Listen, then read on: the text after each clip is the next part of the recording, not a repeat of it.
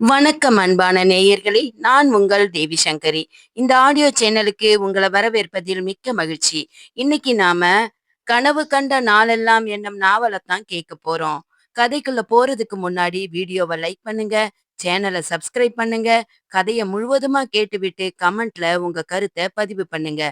வாங்க கதைக்குள்ள போகலாம். அத்தியாயம் 1. அன்பே, உந்தன் பார்வைப்பட்டு வியந்து நின்றேன்.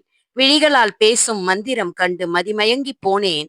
ஆனாலும் காணாமல் போன உன்னை கண்கள் தேடுதே. குளிர்ந்த காற்று மேனியை தழுவ துப்பட்டாவை இழுத்து போர்த்தியவளாய் சுமலதா அந்த கல்லூரி வாசலை நெருங்கினாள். வாட்ச்மேன் குமரேசன் இவளை கண்டதும், என்னம்மா, இன்னைக்கு லேட்டா என்றார். கொஞ்சம் என்று பதில் சொல்லியவாறே வேகமாய் நடந்தாள். எதிரே பத்மஜா தென்பட்டாள். ஹேய் சுமி, என்னடி இது? நேற்று மஞ்சள் கலர் சுடிதார் என்றுதானே பேசினோம். நீ என்னடானா பச்சையில் வந்திருக்கிறாய் என்றவளுக்கு பதில் சொல்லாமல் நடந்தாள். என்ன ஆயிற்று இவளுக்கு? ம் என்று அவளை பார்த்தவள் தோலை குலுக்கியவாறு எதிர்ப்புறமாய் நடந்தாள். Excuse me sir. சுமியின் குரல் காற்றில் தேய்ந்து மறைந்தது. வகுப்பு தொடங்கிவிட்டது. நடராஜன் சார் தான் செல் பயாலஜி கிளாஸ் எடுத்துக் கொண்டிருந்தார். இவள் சற்று நேரம் நின்றாள். அவர் பார்வை இவள் புறம் திரும்பியது. சைகையால் உள்ளே வருமாறு அனுமதி தந்தவருக்கு மனசுக்குள் நன்றி சொல்லியவாறு வேகமாய் சென்று தன் இருக்கையில் அமர்ந்தார். பக்கத்தில் இருந்த வள்ளியும் கோமதியும் ஏன் லேட்டு என்று கிசுகிசுத்தனர். பஸ்ஸை விட்டுட்டேண்டி என்றாள் சுமி. கிளாஸ் தொடங்கி ரொம்ப நேரமாகி விட்டதோ என்றவளுக்கு, இல்லைடி, இப்பதான் 10 நிமிஷம் ஆகியிருக்கும் என்றாள் கோமதி. வகுப்பை உற்று கவனிக்க ஆரம்பித்தாள் சுமலதா. இடையிடையே தன் நோட்டு புத்தகத்தில் குறிப்பு எடுத்துக் கொண்டாள். அவள் ஆர்வமுடன் படித்ததால் தான் 2 வருடமும் வகுப்பில் முதல் மதிப்பெண் பெற முடிந்தது. இது 3வது வருடம். இன்னும் 1 மாதம்தான் இருக்கிறது கல்லூரி முடிய. பட்டாம்பூச்சியாய் பறந்து பறந்து மகிழ்ந்த நாட்கள் இனி இல்லாமல் போகப் போகுது. நினைவே பாரமாய் கனத்தது. எப்போது கல்லூரி முடியும்? படிப்பு முடிந்தவுடன் கல்யாணம்தான் என்று சொன்ன அப்பா மீண்டும் நினைவில் வந்தார். தங்கை நித்யாவும் விஜயும் இரட்டை பிறவிகள். கல்லூரி முதல் வருடம் படித்துக் கொண்டிருக்கிறார்கள். திருமணம் வேண்டாம் என்று அப்பாவிடம் சொன்னால் என்ன? கேள்வி வந்த வேகத்திலேயே அடங்கி போயிற்று. சுந்தரேசன் கஷ்டப்பட்டு முன்னுக்கு வந்தவர்தான். திடீரென பணக்காரராகிவிடவில்லை. அவர் இந்த நிலைமைக்கு வர நிறைய உழைக்க வேண்டியிருந்தது. மனைவி மங்கையர்க்கரசியின் துணிவும் நம்பிக்கையும் தான் அவரை வெற்றியை நோக்கி ஓட வைத்தது. இன்று நகர்ப்புறத்தில் சொல்லிக் கொள்ளும்படி தொழிலதிபராய் கௌரவமாய் நின்று கொண்டிருக்கிறார் என்றால் அதற்கு விடாமுயற்சியும் உழைப்புமே காரணம் என்று சொல்லலாம். மகிழ்ச்சிதான். இன்று எல்லா துறைகளிலுமே பெண்களே சாதித்துக் கொண்டிருக்கையில் அவர் ஏன் கவலைப்பட வேண்டும்? 3ம் பெண் பிள்ளைகளாகி போனதில் அவருக்கு வருத்தமும் இல்லை, கவலையும் இல்லை. அவருக்கு மூத்த மகள் சுமலதா பேரில் பிரியம் அதிகம். படிப்பு முடிந்தவுடன் திருமணம் செய்துவிட வேண்டும் என்பதில் அவர் உறுதியாக இருந்தார். மங்கையர்க்கரசியின் ஆசையும் அதுவாகத்தான் இருந்தது. 2 தலைமுறைக்கு தேவையான அளவுக்கு சொத்து சேர்த்தாகிவிட்டது. எல்லாம் யாருக்கு? என் மகள்களுக்குத்தானே. அவர்கள் மகிழ்ச்சியாக வாழ்வதை பார்க்கத்தானே என்று எண்ணினார். அதனால்தான் அழகே உருவாய் நிற்கும் மகளுக்கு ஏற்றாற் போல வரன் தேடும் முயற்சியிலும் இறங்கினார். சுந்தரேசனின் நண்பர் பாலாவின் மூலம் அறிமுகமானவன்தான் விஜயசங்கர். படித்துவிட்டு வேலைக்கு முயற்சி செய்து கொண்டிருப்பவன். ஆஜானு பகவாய் சற்றே உயரமாய் பளீர் என்ற புன்னகையுடன் ஆண் அழகனாய் நின்று கொண்டிருந்தவனை பார்த்து ஒரு கணம் திகைத்தார் அவர். பையன் பார்ப்பதற்கு நன்றாக இருக்கிறானே, குணம் எப்படியோ? பாலா அதற்கு உத்தரவாதம் தந்தார். சுந்தரேசா, நீ உன் கம்பெனியை நிர்வகிக்க நேர்மையான திறமையான மேனேஜர் வேண்டும் என்றும் கேட்டிருந்தாய் அல்லவா? அதற்கு இந்த தம்பி மிகவும் பொருத்தமாயிருப்பார் என்றார். அத்தியாயம் 2. வாய்ப்புகள் தேடி வருவதில்லை. நாம் தேடி போனாலும் சில சமயம் விலகி போய்விடும் என்பதால் கதவை தட்டிய அதிர்ஷ்டத்தை ஒதுக்கி தள்ள மனமில்லை. ஆனாலும் சுந்தரேசன் மனதில் வேகமாய் கணக்கு போட துவங்கினார். பையன் மிகவும் நல்லவனாக தெரிகிறான். நல்லதுதானே, என் மகளுக்கு பொருத்தமான கணவனாய் இருப்பான் என்றும் மனசுக்கு தோன்றுகிறது என்று எண்ணினார். இவனை விடக்கூடாது என்று நினைத்தவர் உடனே தன் கம்பெனிக்கு மேனேஜராய் நியமித்து விட்டார். விஜயசங்கருக்கு ஆச்சரியம்தான். அவன் வீட்டிற்கு அருகில்தான் இருக்கிறார் பாலா சார். இவன் படிப்பையும் திறமையையும் அவன் அப்பா அவரிடம் சொல்லி இருந்தார். தன் நண்பனிடம் கேட்டு சொல்கிறேன் என்று சொன்னவர் இன்று அவனுக்கு உடனடி அப்பாயின்மெண்டில் வேலையே வாங்கி தந்து விட்டாரே என்று எண்ணி வியந்தான். அப்பா அம்மாவின் முகம் நினைவில் வந்து நின்றது. 2 தங்கைகளின் முகமும் தான். இனி கவலை இல்லை. மாதம் 60,000 சம்பளம். இனி அம்மா பற்றாக்குறையால் அவஸ்தைப்பட மாட்டாள் என்று எண்ணினான். சுந்தரேசன் மிகவும் நல்லவராக தெரிந்தார். எவ்வளவு பெரிய கோடீஸ்வரர்! ஆனால் துளியும் கர்வம் இல்லாமல் மிகவும் எளிமையாக வாழ்க்கை நடத்துகிறார் என்றால் அதைவிட மற்றவர்களிடம் அவர் நடந்து கொள்ளும் விதம் கூட ஆச்சரியம்தான். கருணையும் அன்பும் கலந்த கனிவு அவர் பேச்சில் தெரியும். அவனிடம் அவர் வேலை சம்பந்தமாக பேசும்போது கூட மறந்தும் நான் முதலாளி நீ தொழிலாளி என்ற எண்ணமோ தொனியோ தெரியவில்லை. இப்படிப்பட்ட மனிதர்களை பார்ப்பது நிச்சயம் அரிதுதான் என்று நினைத்தான். முதல் நாள் வேலை அவனுக்கு எளிதாக இருந்தது. கம்பெனி பற்றிய விவரங்கள் அனைத்தையும் தெரிந்து கொண்டான். அவன் வேலை என்ன என்பது பற்றியும் அவர் தெளிவாக விளக்கினார். இனி உங்கள் வேலையை பொறுப்பாய் கவனிப்பது பற்றிய பொறுப்பும் உங்களையே சேரும் தம்பி என்றவரை வியப்புடன் பார்த்தான் அவன். நிச்சயம் சார், என்னால் உங்கள் கம்பெனியின் வளர்ச்சி விகிதம் கூடுமே தவிர குறையாது என்றவனை புன்னகையுடன் தட்டி கொடுத்தார். அன்று வேலை முடிந்து வீட்டிற்கு வந்தவனை அவன் 3 தங்கைகளும் புன்னகையுடன் வரவேற்றனர். அவன் அம்மா கமலி, டேய் விஜய், உனக்கு பிடித்த ரவா உப்புமா செய்திருக்கிறேன், சூடாய் சாப்பிட்டால் உனக்கும் பிடிக்குமே என்றுதான் எடுத்து வந்தேன், சாப்பிடு என்றாள்.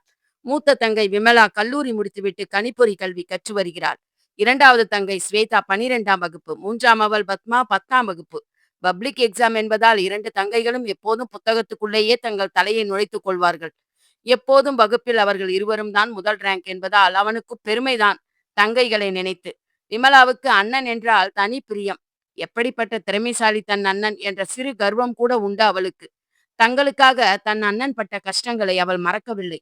அப்பாவுக்கு ஆக்சிடென்ட் ஆகி படுத்த படுக்கையாக இருந்தபோது குடும்பத்து பொறுப்புகளை எந்தவித முகச்சுணுக்கமும் இல்லாமல் சுமந்தவனாயிற்றே. பார்ட் டைம் வேலை செய்தும் கூட குடும்ப கஷ்டத்தை உணர்ந்து வேறு வேலைக்கு முயற்சி செய்து கொண்டிருப்பவன். அவனுடைய கடமை உணர்ச்சி கண்டு அப்பா சண்முகமும் அம்மா கமலியும் நெகிழ்ந்து போயிருக்கிறார்கள். எப்போதுமே சண்முகத்துக்கு தன் மகனை நினைத்து பெருமையுண்டு. இப்போதெல்லாம் ஆண் பிள்ளைகளை பெற்றவர்கள் பயந்து கொண்டிருக்கையில் இவர் விஜயசங்கரை பற்றி கவலைப்படவே இல்லை. அதற்கு காரணமும் இருந்தது. சிறு வயதிலிருந்து அவன் தாய் தந்தை மேல் வைத்திருந்த பிரியமும் மரியாதையும் தான். அவனை அவர்கள் வளர்த்த விதமும் அப்படியே. தங்கைகள் மீது அக்கறையாகவும் பொறுப்புடனும் இருப்பான். அவரே மகனை நினைத்து ஆச்சரியப்பட்டிருக்கிறார். அவன் வயதில் அவர் அப்படி இருக்கவில்லை என்றாலும் பொறுப்பில்லாமலும் அவர் இருக்கவில்லை. அதனால் கணவன் மனைவி இருவருக்குமே தங்கள் மகனை நினைத்து பிரியமும் அன்பும் பொங்கி பெருக மகிழ்ந்திருந்தனர். அத்தியாயம் 3. திருமணம் என்னும் புனிதம் கண்டு மெய் சிலிர்த்தாலும் பெண்ணுக்கு அரண் அவளின் தாலி அல்லவா என்னும் உண்மை என்னுள் விஸ்வரூபம் எடுத்து நிற்கையில் அப்பாவின் பேச்சுக்கு மறுபேச்சு பேசாமல் மௌனமாய் நின்றேன். நாட்கள் வேகமாய் ஓடி மறைய சுமலதாவின் கல்லூரி வாழ்க்கையும் முடிவுக்கு வந்தது. சுந்தரேசன் மகளிடம், சுமி, இதோ பாரம்மா, மேற்கொண்டு நீ படிக்கப் போவதில்லை. அப்பா உனக்கு திருமணம் செய்ய முடிவு செய்திருக்கிறேன். உனக்கு அடுத்து 2 தங்கைகள் இருக்கிறார்கள், என்ன புரிகிறதா என்றார். அப்பா என்று பேச ஆரம்பித்தவர் இடைமறித்தார் அவர்.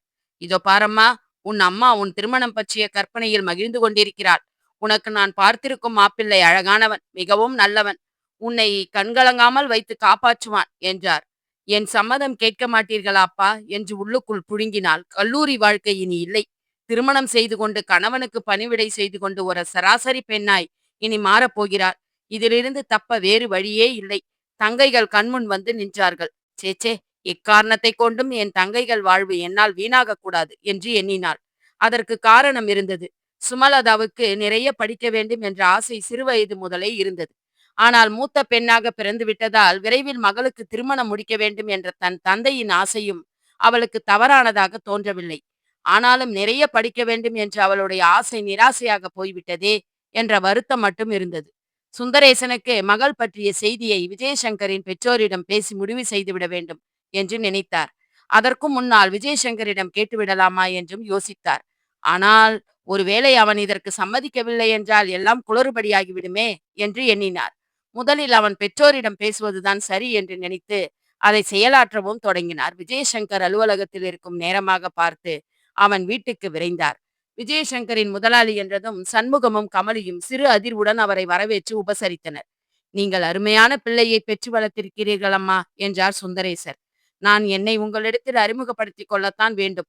நான் விஜயசங்கரின் முதலாளி என்பது ஒருபுறம் இருந்தாலும் 3 பெண்களுக்கு தகப்பனும் கூட என்றார் அவர். சண்முகமும் சின்ன சிரிப்புடன், எனக்கும் 3 பெண்கள் தான் சார் என்றார். ஓ அப்படியா, பரவாயில்லை, என் வேலை சுலபமாக முடிந்துவிடும் என்றவரை இருவரும் குழப்பமுடன் ஏறிட்டனர். இதோ பாருங்கள் சண்முகம், 3 தலைமுறைக்கு உட்கார்ந்து சாப்பிடும் அளவுக்கு சொத்து சேர்த்தாயிற்று. ஆனால் இது மட்டும் ஒரு மனிதனுக்கு போதுமானது இல்லையே. 3 பெண்களையும் நல்ல மாப்பிள்ளையாக பார்த்து மனம் செய்து கொடுத்தால் தானே நிஜமாகவே அவன் மனதளவில் நிம்மதி பெற்றவனாகிறான் என்றார்.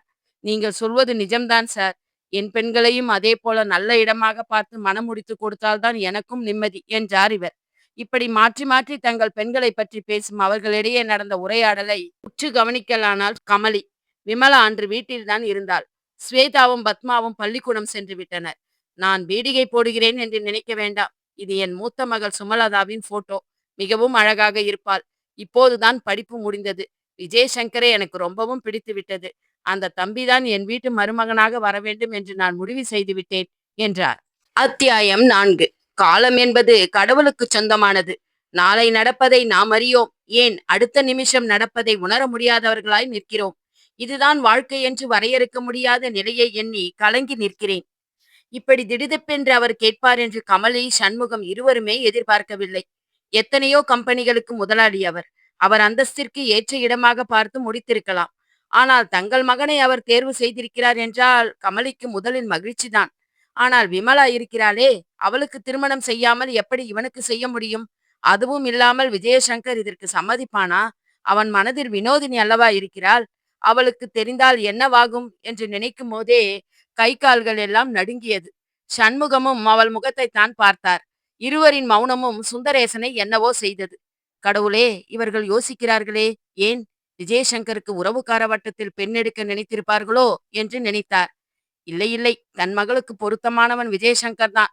அவனை விட்டால் அவளுக்கு சரியான ஜோடி வேறு யாரும் இல்லை என்று எண்ணினார். ஏன், என்ன யோசிக்கிறீர்கள் என்றார் இருவரையும் பார்த்து. அதில்லை, வந்து வந்து விஜயசங்கரின் சம்மதம் வல்லவா முதலில் வேண்டும் என்று நினைத்தோம் என்றார்கள். ஓ, அதுதான் காரணமா? தம்பியிடம் நானே பேசுகிறேன் என்றவர் அவர்களிடமும் விமலாவிடமும் விடைபெற்று கிளம்பினார். அவர் தந்த புகைப்படத்தை பார்த்த விமலாவுக்கு போட்டோவில் சிரித்துக் கொண்டிருந்த சுமலதாவின் அழகை கண்டு சிறு பொறாமையாக இருந்தது. அப்பா, எவ்வளவு அழகாக இருக்கிறார்கள்! பணக்காரராய் பிறந்துவிட்டால் இது போலத்தான் இருப்பார்கள் போலும். வெளிர் என்ற நிறம் வழுவழுப்பாய் இருந்தது. விலை உயர்ந்த சேலையில் நீண்ட சுருள் சுருளான கேசம், பளீர் என்ற புன்னகை, சற்றே ஒல்லியான தேகம். பார்க்க ரதி போல் இருந்த அந்த பெண்ணை வைத்த கண் வாங்காமல் பார்த்தாள் விமலா. அம்மா, இதோ பாரேன், இந்த பெண் எத்தனை அழகாக இருக்கிறாள்! அண்ணன் கொடுத்து வைத்தவன் தானம்மா என்றாள் தாயிடம். என்னடி, என் பிள்ளை மட்டும் என்னவாம் அழகில்லை என்று சொல்கிறாயா என்ன? அவன் அழகுக்கு நான் நீ என்று போட்டி போட்டுக்கொண்டு பெண் கொடுக்க முன் வருவார்களடி என்றாள் கமலி. போட்டி போட்டு வருவது இருக்கட்டும், வினோதினிக்கு என்ன பதில் சொல்ல போகிறீர்கள் அம்மா? அவள் சும்மா விடுவாளா என்ன? அண்ணன் காதலிக்கும் பெண்ணாயிற்றே, அண்ணன் சம்மதிப்பானா முதலில் இதற்கு என்றாள். நீ சொல்வது சரிதாண்டி விமலா. ஆனால் இந்த சம்பந்தம் கிடைத்தால் உன் அண்ணன் எதிர்காலம் நன்றாக இருக்குமே. முதலாளியே வேறு நேரில் வந்து சொல்லிவிட்டு போயிருக்கிறார். மறுக்க முடியாதே. இந்த வேலை போனால் இது போல் நல்ல சம்பளத்தில் வீடு, கார் என்று சகல வசதிகளுடன் வேறு வேலை கிடைப்பது கடினம் தானே என்றாள். அது உண்மைதான் கமலி என்றார் சண்முகம். இப்போது நாம் யோசித்து புத்திசாலித்தனமாக நடந்து கொள்ளவில்லை என்றால் பின்னால் கஷ்டப்பட வேண்டியதுதான். ஞாபகம் இருக்கட்டும் என்றார். நான் என்னங்க மறுப்பு சொல்லிட்டேன்? எனக்கும் இந்த இடத்தை விட மனமில்லைதான். 3 பெண்களின் திருமணம், நம் பிள்ளையின் எதிர்காலம், இவை அனைத்தும் முக்கியம்தானே.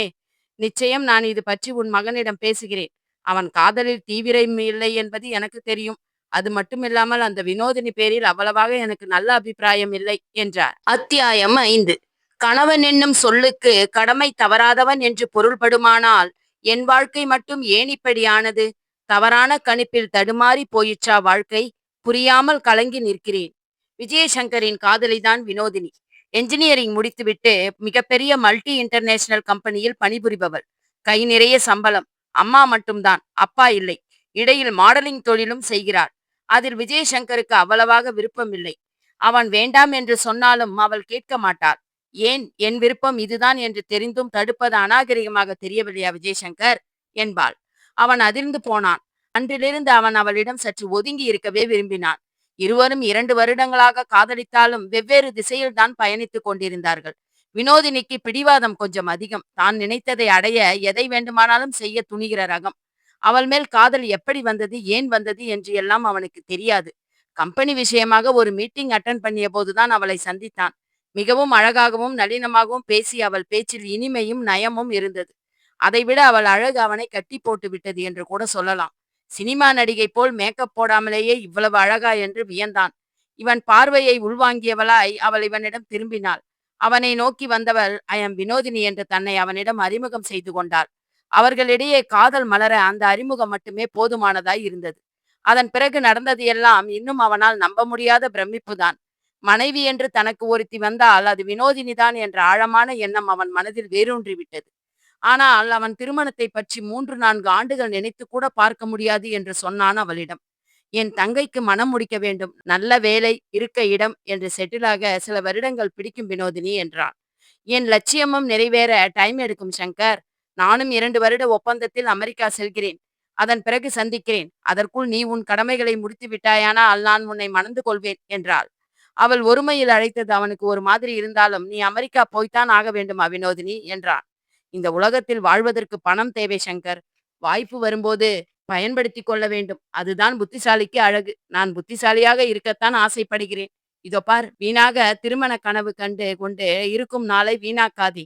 கிடைக்கும் நேரத்தில் மூளையை தூசு தட்டு. நிறைய பணத்தை சம்பாதி. பிறகு திருமணம், மகிழ்ச்சியான வாழ்வு என்றிருக்கலாம் என்றாள்.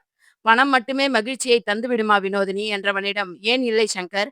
இதோ பார், நீ எனக்கு நல்ல நண்பன், காதலன்.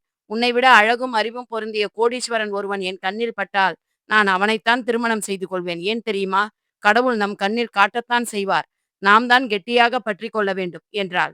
அதிர்ச்சியில் உறைந்து போய் நின்றான் விஜயசங்கர். அன்று முதல் அவன் நெஞ்சில் வினோதினி முள்ளாய் உறுத்தத் தொடங்கினாள். அத்தியாயம் 6. ஓவியமாய் இருந்தவள், ஒளிமயமாய் பேசியவள், புன்னகையை ஏற்றவள் இன்று கண்ணீரில் கரைகிறாள். காரணம் கணவனின் பாரா முகமா? மாமியாரின் அலட்சிய பேச்சா? வேண்டாத மருமகளாகி போனோமோ?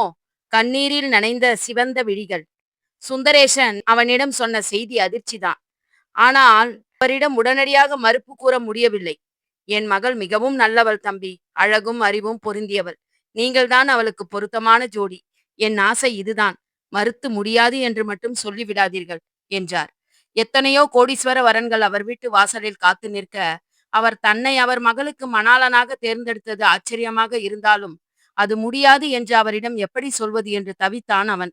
எனக்கு கொஞ்சம் யோசிக்க டைம் வேண்டும் சார் என்றவனிடம், ஐயோ தம்பி, நீங்கள் எத்தனை நாட்கள் வேண்டுமானாலும் எடுத்துக்கொள்ளுங்கள். ஆனால் எனக்கு உங்களிடமிருந்து நல்ல பதில்தான் வேண்டும் என்றார். அவனால் எதுவும் பேச முடியவில்லை. வினோதினி சொன்ன வார்த்தை மீண்டும் நெஞ்சில் வந்து நின்று தாக்கியது. அதிர்ஷ்டத்தை வேண்டாம் என்று சொல்லவே மாட்டேன். உன்னை விட பெட்டராக ஒருவன் கிடைத்தால் நான் அவனைத்தான் மணந்து கொள்வேன் என்றாலே.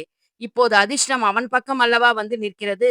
அவன் என்ன செய்ய வேண்டும்? புத்திசாலியாய் அந்த பெண் சுமலதாவை மணந்து கொள்ளலாமா? இல்லை இல்லை, வினோதினியை மனைவியாக கற்பனை செய்துவிட்ட மனசு மற்றவளை ஏற்குமா? நல்லவளோ கெட்டவளோ காதலித்தாயிற்று. அவளை திருத்தி அவளுடன் வாழ்வதுதானே முறை. மனம் போராட்ட களமாய் மாறிப்போனது. வீட்டிற்கு போனவுடன் அப்பாவும் அம்மாவும் வேறு இவனுக்கு புத்தி சொன்னார்கள். அதிர்ஷ்டம் வீடு தேடி வரும்போது பயன்படுத்தி கொள்ள வேண்டும் மகனே என்ற அப்பாவை அவன் ஆச்சரியமாக பார்த்தான். சண்முகம் அவனையே பார்த்தபடி பேச ஆரம்பித்தார். இதோ பார் விஜய், நான் உன் அம்மாவை காதலித்து தான் திருமணம் செய்து கொண்டேன். 2 பக்கமும் எதிர்ப்பு. துணிந்து மணந்து கொண்டேன். ஆனால் உறவு, சொந்த பந்தம் என்று யாரும் எட்டி கூட பார்க்கவில்லை என்ற நிலை வந்தபோது நாங்கள் ரொம்ப கஷ்டப்பட்டு விட்டோம். பல சமயம் உன் அம்மா அழுதிருக்கிறார். பெற்றவர்கள், உடன் பிறந்தவர்கள் என இருந்தும் இன்று இல்லாதவளாய் நிற்கிறாள். ஆனால் அவள் நம்பி வந்தது என்னை மட்டுமே என்பதால் நான் அவளை கடிந்தும் ஒரு வார்த்தை கூட சொன்னதில்லை. நீங்கள் எல்லோரும் பிறந்து வளர வளர எங்கள் மகிழ்ச்சியும் பொழுதுபோக்கும் நீங்களாகவே மாறிப் போனீர்கள். எனக்கு விபத்து நடந்து படுத்த படுக்கையாக இருக்கும்போது கூட யாரும் வரவில்லை.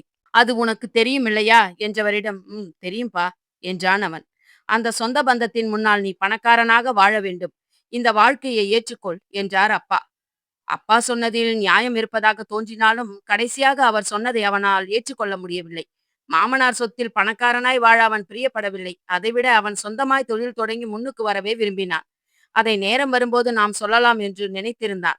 மகனிடம் பேசிய பிறகு சண்முகமும் கமலியும் அவன் மௌனத்தையே சம்மதமாக எடுத்துக்கொண்டு சுந்தரேசனிடம் மேற்கொண்டு ஆக வேண்டியதை பற்றி பேசினார்கள். இருவரும் தாங்கள் செய்ய வேண்டிய திருமண வேலைகளை பற்றி பேசி பகிர்ந்து கொண்டார்கள். ஆனால் இது எதிலும் தலையிடாமல் குழப்பமான சிந்தனையுடன் உலா வந்தான் விஜயசங்கர். போட்டோவில் பார்த்த அண்ணியை நீரில் பார்க்கும் ஆவலோடு காத்திருந்தாள் விமலா.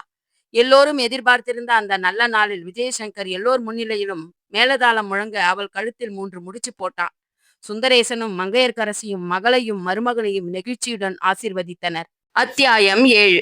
உள்ளம் என்பது ஊமையாகி போனால் காரணமில்லா வழிகள் காணாமல் போயிருக்கும். ஆனால் உணர்ச்சிகளின் ஆக்கம்தானே மனித பிறவி.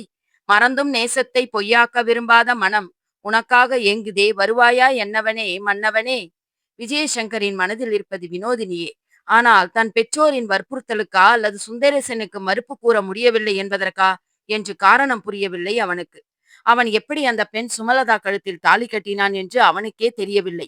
தான் வேறு ஒரு பெண்ணை காதலிக்கிறேன் என்று அவரிடம் சொல்லி இருந்திருக்கலாமோ என்று எண்ணினான். ஆனால் அவனுக்கு அவகாசம் கொடுக்காமல் அவன் அப்பாவும் அம்மாவும் அல்லவா சுந்தரேசனிடம் பேசிவிட்டார்கள். சண்முகத்திற்கு வினோதினி பேரில் நல்ல அபிப்பிராயம் இல்லை என்பது அவனுக்கு ஓரளவு தெரியும். ஆனாலும் அவன் அப்பாவை சமாதானம் செய்திருப்பான். ஆனால் இது எதுவுமே அவன் வாழ்வில் நடக்கவில்லை. இன்று வினோதினி இருக்க வேண்டிய இடத்தில் இந்த பெண் சுமலதா இருக்கிறாள். இவளை முன்பின் பார்த்தது கூட கிடையாது. எப்படிப்பட்டவள்? குணம் எப்படி? கோபப்படுவாளா? அனுசரணையாக நடந்து கொள்வாளா? என்றெல்லாம் தெரியாது. மிகவும் பணக்கார இடம் வேறு. முக்கால்வாசி பொழுதை பியூட்டி பார்லரிலும் டிஸ்கோதேவிலும் கழித்திருப்பாள். அப்பா அம்மாவுக்கு சரிப்பட்டு வருவாளா? தங்கைகளை அன்பாக கவனித்துக் கொள்வாளா? இது எதுவுமே அவனுக்கு தெரியாது. சீர்வரிசையாக தேக்கு மரக்கட்டில், மர அலமாரி, நகை, பட்டுப்புடவை, வீட்டிற்கு தேவையானவை என அனைத்தும் வந்து இறங்கிய போது சண்முகமும் கமலியும் மிரண்டு போனார்கள். சண்முகம் தனியார் நிறுவனத்தில் தான் வேலை பார்த்தார் என்றாலும் சம்பளம் குறைவுதான். வாங்கும் சம்பளம் வாடகை கொடுக்கவும் குழந்தைகளை வளர்த்து படிக்க வைக்கவுமே போதுமானதாக இருந்தது. இதில் கமலி தங்கத்தில் நகை, செயின் என்று எல்லாம் ஆசைப்பட்டதில்லை. பிள்ளைகள் வளர்ந்து பெரியவர்களான போது கூட அவள் அது பற்றி சிந்திக்கவில்லை. மகன் இப்போது கை நிறைய சம்பாதித்தாலும் 3 தங்கைகளின் திருமணம், படிப்பு செலவு என்று தனித்தனியாக வங்கியில் சேமித்து வருகிறான். 100 பவுன் நகை எவ்வளவு? அப்பப்பா! மருமகள் மகாலட்சுமியை கட்டிக்கொண்டு அல்லவா வந்திருக்கிறாள் என்று பெருமை பொங்க பார்த்தாள். எங்கே போகப் போகுது? எல்லாம் இந்த வீட்டுக்குத்தானே வருகிறது, பார்த்து கொள்ளலாம் என்ற கமலியின் ஆசை நிராசையாக போகிறது என்பது அப்போது அவளுக்கு தெரியாது. விமலாவுக்கும் ஆச்சரியத்தில் விழிகள் விரிந்தது. அம்மா அம்மா, அண்ணி போட்டிருக்கும் ஆரம் 10 பவுன் இருக்குமா? அந்த முறுக்கு செயினும் டாலரும் சூப்பரா இருக்குமா? காதுல போட்டிருக்கிற தோடு கூட இப்படி ஜொலிக்குதேம்மா, வைரமா கூட இருக்குமா என்றாள். என்ன வைரமா? அதை அவள் விளம்பரத்தில் அல்லவா பார்த்திருக்கிறாள்.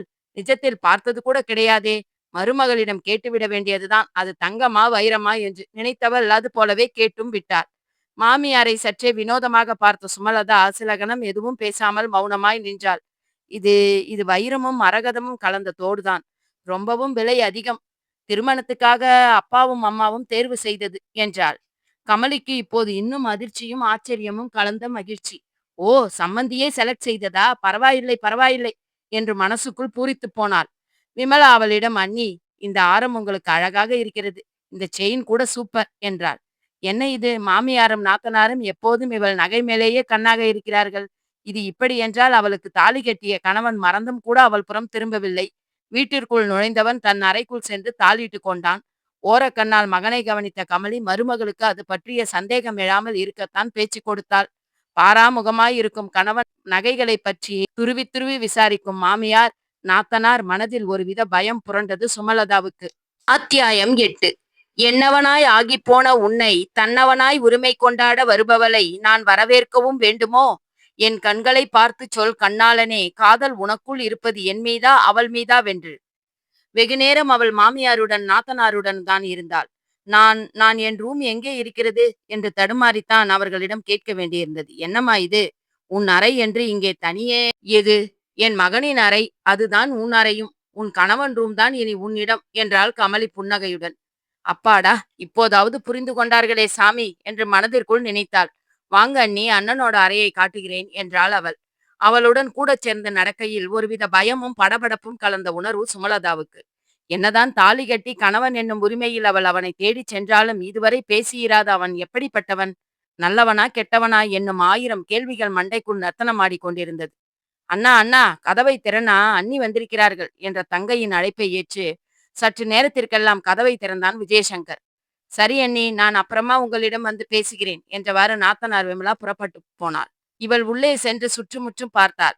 இவள் அலமாரி ஒருபுறமாய் நின்றிருந்தது. அவனுடையது என்று ஒரு காட்ரேஜ் பீரோ பிங்க் நிறத்தில் நின்று கொண்டிருந்தது. உள்ளே அறை விஸ்தாரமாய்த்தான் இருந்தது. அட்டாச்டு பாத்ரூம் கூட இருந்தது. நல்லதுதான் என்று எண்ணினாள். தன் பீரோவின் சாவியை கைப்பையிலிருந்து எடுத்து நகைகளை கழற்றி அலமாரியில் வைத்து பூட்டினாள். அப்பாவும் அம்மாவும் அவளுக்காக பார்த்து பார்த்து வாங்கிய நகைகளும் துணிகளும் அலமாரியில் அழகாக அடுக்கி வைக்கப்பட்டிருந்தது. தன் தந்தையை நினைத்து கண்ணீர் வந்தது. கோடீஸ்வரராக இருந்தாலும் கூட ஒரு சராசரி தகப்பனால் தன் கடமையை நிறைவேற்றி மகிழ்ச்சி அடையும் அப்பாவை எண்ணுகையில் மலைப்பாய் இருந்தது. இதுதாமா வாழ்க்கை. நம்மிடம் எவ்வளவு பணம் இருந்தாலும் ஒரு பிடி சோறுதான் உண்ண முடியும். அதற்கும் மேல் போனால் வயிறு வெடித்து விடுமே என்று கேலி பேசிய மகளை செல்லமாய் குட்டினா அம்மா. சுமி, நீ மாப்பிள்ளையுடன் மகிழ்ச்சியாய் இருந்து இந்த அப்பாவுக்கு சீக்கிரம் ஒரு பேரனோ பேத்தியோ பெத்து கொடுமா.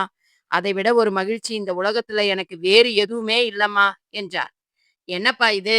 நீங்கள் கண் கலங்கி நான் பார்த்தது இல்லப்பா என்றவளை, ஆசையாய் வளர்த்த பெண்களை கட்டி கொடுக்கும் போதுதான்மா தெரிகிறது அவள் வேறு ஒருவனுக்கு சொந்தமானவள் என்று. இந்த அப்பா ஏதாவது தப்பு செஞ்சிருந்தா மன்னிச்சிடுமா என்று ஒரு குழந்தை போல் குலுங்கி அழுகும் அப்பாவை அதிர்ச்சியுடன் பார்த்தாள் அவள். இது தன்னுடைய அப்பாதானா இல்லை என்ற சந்தேகம் கூட தோன்றியது. ஆனால் அந்த சந்தேகம் தோன்றிய உடனேயே மறைந்தும் போயிற்று. சேச்சே, என்ன இது? எனக்குள் இது போன்ற எண்ணம் ஏன் வந்தது? அப்பாவின் மனம் அறியாதவளா நான்? ஏன் அப்பா அழுகிறார்? அம்மாவிடம் கேட்கலாமா? தோன்றிய உடனேயே மங்கையர்க்கரசியிடம் அது பற்றி அவள் கேட்கவும் செய்தாள். அதற்கு அவள், நீ செல்லும் இடத்தில் என்ன மாதிரி சூழல் இருந்தாலும் நீ உன் அப்பாவின் பெயரை காப்பாற்ற வேண்டும் சுமி. உன்னை நாங்கள் கஷ்டம் தெரிந்தவளாகத்தான் வளர்த்திருக்கிறோம். உன் அப்பாவும் சாதாரண நிலையிலிருந்து வந்தவர்தான். பணத்தின் அருமை எல்லோருக்குமே தெரியும். இருக்கிறது என்று ஊதி விடுகிறவர் இல்லை உன் அப்பா. மாப்பிள்ளை மிகவும் நல்லவர் என்று சொல்லி இருக்கிறார். உனக்கு பொருத்தமானவரும் கூட. நீ எதுவானாலும் அவரிடம் கேள். அனுசரித்து நடந்து கொள்ளம்மா என்றாள். அத்தியாயம் 9. அப்பாவின் மனம் புண்படுமென்று பொய்யுரைத்தேன். ஆனாலும் கணவன் கௌரவம் காக்க காரணம் சொல்லாமல் மௌனம் காத்தேன். பெண்ணாய் பிறப்பது பாவமென்று எண்ணும் பல பேர் கண்முன் நிற்பது போல் பிரம்மை ஏனென்று புரிந்தது அனுபவத்தில். பாத்ரூமுக்குள் சென்று பார்த்தாள். சுத்தமாக இருந்தது. அப்பாடா என்ற திருப்தி அவள் முகத்தில் தெரிந்தது. அவள் உள்ளே வந்தவுடன் விஜயசங்கர் வெளியே சென்று விட்டான். 2 வார்த்தை பேசினால்தான் என்ன குறைந்து விடுவானோ? சரியான உம்மனா மூஞ்சியாக இருக்கிறானே என்று எண்ணினாள். ஒருவேளை அவனுக்கு அவளை பிடிக்கவில்லையோ? பிறகு ஏன் திருமணம் செய்து கொண்டான்? தன்னைப் போல் அப்பா அம்மா கட்டாயப்படுத்தியதால் இருக்குமோ? மனதிற்குள் யோசனை பலமாக ஓடியது. ரோஜா நிற காட்டன் புடவையை உடுத்தி கொண்டாள். சாதாரணமாக வீட்டில் அணியும் தோடு, செயின், வளையல் என மிகவும் எளிமையான கோலத்துக்கு மாறினாள். கண்ணாடியில் தன்னை பார்த்தவள் இன்னும் கூடுதல் அழகுடன் தான் இருப்பதைக் கண்டு திருப்தியுற்றவளாய் அறையை விட்டு வெளியே வந்தாள். ஹாலில் சோபாவில் மாமனார் சண்முகம் அமர்ந்து டிவி பார்த்து கொண்டிருந்தார். மாமியாரும் நாத்தனாரும் கிச்சனில் சமைத்துக் கொண்டிருந்தனர். மற்ற 2 நாத்தனார்களும் அந்த சிறிய அறையில் படித்துக் கொண்டிருந்தார்கள். ஸ்வேதா, பத்மா பெயர் கூட அழகாக இருக்கிறது. இருவரும் படிப்பில் கெட்டிக்காரர்களாய் இருப்பார்கள் போலிருக்கே. தன் தங்கைகள் இருவரும் நினைவுக்கு வந்தார்கள். இந்நேரம் அவர்கள் என்ன செய்து கொண்டிருப்பார்கள் என்று யோசனை அவர்கள் மீது ஓடியது. அவர்களிடம் சென்று அருகில் அமர்ந்தாள். ஸ்வேதாவும் பத்மாவும் இவளை கண்டவுடன் அதிர்ந்து நின்றனர். இருவரும் ஒருவர் முகத்தை மற்றவர் பார்த்து கொண்டனர். என்ன படிக்கிறீர்கள் என்று கேட்டேன். மீண்டும் கேள்வியை சற்று உரக்க கேட்டாள் சுமலதா. பயாலஜி படிக்கிறேன் அண்ணி. நான் மேத் போட்டு பார்த்து கொண்டிருக்கிறேன் அண்ணி என்றனர் இருவரும் அவசரமாக. புன்னகையுடன் சரி சரி படியுங்கள் என்று கூறிவிட்டு கிச்சனுக்குள் நுழைந்தாள். கமலி தன் மகனுக்கு பிடித்த நான்வெஜ் ஐட்டங்களை சமைத்துக் கொண்டிருந்தாள். அவளுக்கு உதவியாக விமலாவும் வெங்காயம், பூண்டு உரித்து கொடுப்பது என வேலை செய்து கொண்டிருந்தாள். இவளை கண்டதும் கமலிக்கு ஒரு மாதிரி ஆகிவிட்டது. என்னம்மா இப்போதான் வந்திருக்கிறாய்? அதற்குள் கிச்சனுக்குள் வந்து விட்டாயே. படித்த பெண், அதுவும் இன்றே சமையல் செய்ய வேண்டியதில்லையே என்றாள். நான் சமையல் செய்ய வந்தேன் என்று உங்களிடம் சொல்லவில்லையே என்றாள் சுமலதா. முகத்தில் அறை வாங்கியது போல நின்றாள் கமலி. போர் அடித்தது, அப்படியே வீட்டை சுற்றி பார்க்கலாம் என்று வந்தேன் என்றாள். உங்கள் மகன்தான் என்னை கண்டவுடன் 7 மைல் தூரத்துக்கு ஓடுகிறாரே. பிறகு நான் ரூமில் சுவற்றைத்தான் பார்த்து கொண்டிருக்க வேண்டும். அதுதான் இப்படி காலார நடந்தால் கொஞ்சம் மனசாவது கண்டதையும் கற்பனை செய்து கலங்க தேவையில்லை பாருங்கள் என்றாள். இப்படி முதல் நாளே முகத்தில் அடித்தார் போல பேசுகிறாளே, பணக்காரி என்ற திமிராக இருக்குமோ என்று நினைத்தாள். இருக்கும் இருக்கும். கணவன் என்ற மட்டு மரியாதை கூட எதுவுமே இல்லையே அவளிடம். மனதில் நினைத்ததை முகம் பளிச்சென காட்டிவிடக் கூடாதே என கவனமாக இருந்தாள். செயற்கையாக புன்னகைத்தவளாய், ஏதாவது வேலையாய் இருக்குமா? நான் போய் அவனிடம் சொல்லி அனுப்புகிறேன் என்றவள் வேகமாய் மகனை நாடி சென்றாள். அவள் சென்று என்ன சொன்னாலோ ஏது சொன்னாலோ தெரியாது. வேகமாய் வந்தான் விஜயசங்கர்.